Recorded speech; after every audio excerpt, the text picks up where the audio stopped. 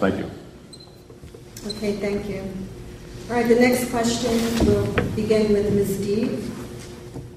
If elected, what will be one of your primary goals for the first year of this term, and how will you work toward accomplishing that goal?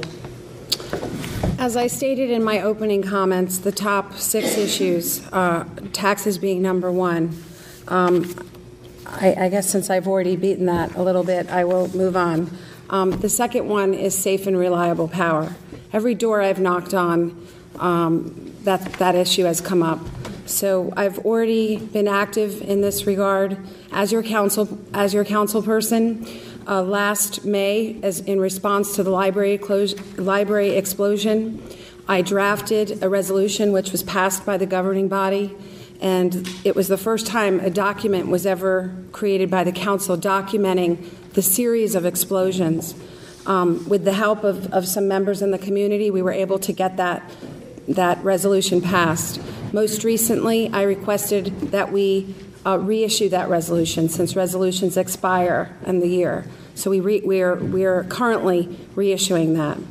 Probably most that's closest to my heart was during the hurricane. I was out there handing ice to residents and meeting with the people. I'm being told to stop, so I have to stop, but I could go on. Ms. Feldman. Sure. Over the last year or two, in working with constituents on King Street and on Pine Street to help them solve the problem of having absolutely no parking on their streets because it was being used as a free parking lot for downtown, and implementing changes there, what I learned is that young women who live in the area south of Morris Street feel uncomfortable and afraid walking home from the train station at night. And as I thought about it, and I talked to them some more, there are some issues there that we really need to address, from simple ones about lighting and where people can jump through from a parking lot to the public right-of-way. But more importantly, pedestrian accessibility in the area of Morris and Elm Street that I'm committed to working on with the county this year and with the administration, but particularly to the vacant parcel of burnt-out lumberyard at Elm Street and Morris Street and behind the train station where we have a surface parking lot, to work with the community to come up with a plan for redevelopment that will make the area safer, better inhabited, and more vibrant. Thank you. Mr. Nadipuran. The goal for my first year on the council would be to actively engage with the great community organizations that we have in the Second Ward, like Grow It Green and the Neighborhood House. I think organizations like these are a great resource for our community, and we can get them to actively engage with the people and make people's lives better, especially in the area of after-school programs for kids. Thank you. Mr. Ramirez. Well, I bet you most of you know where I'll be working as a councilman. I'll be working to make sure that the redevelopment on Speedwell is done in a manner that enriches Morristown, not just developers. We've had developers come in here and build $1 million condominiums on the Park Place and build $1 million homes, townhomes on Community Place, and not one home has been built in other than the Second Ward for moderate income people. So I'll be working hard to make sure that it takes place, that we look after all of the citizens of Morristown and the seniors. And I got news for Rebecca. I'm an old man, and I'm uncomfortable walking home from the train station. Thank you. Thank you. Mr. Armington. One of my principal interests for the first year on the council is to work with neighborhoods to improve traffic, essentially slow down traffic, and make neighborhood streets safe for neighborhoods for families. We've been working on that in Cutler Park, and I've been working on developing Safer to School grants to pay for it. I've been approached by residents who live around the high school who are concerned about parking around the high school. That is a clear problem.